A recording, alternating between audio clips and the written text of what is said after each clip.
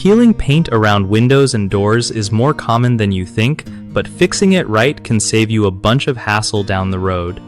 So, when you notice paint peeling near your windows or doors, first thing is to check if the edges are sealed properly. Moisture sneaks in through gaps if the caulking is cracked or missing, causing that annoying peeling. Scrape off all the loose paint gently and sand the surface smooth. It helps the new paint stick better. Next, make sure to apply a quality primer designed for wood or whatever material your window or door frames are made of. This step seals the surface and keeps moisture out. After priming, use a waterproof exterior paint since it handles weather swings way better and lasts longer. Don't rush the drying time between coats. Patience here means a stronger finish. Also, keep an eye on your home's gutters and downspouts because water spilling over can drip right onto those edges and cause damage.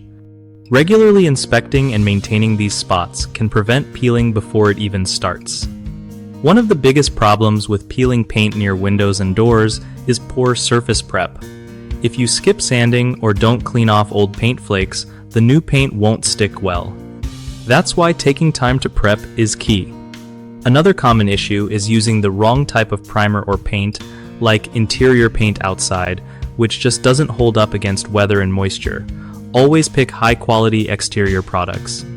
Lastly, ignoring moisture sources like cracked caulk or dirty gutters invites water damage that ruins your paint job fast.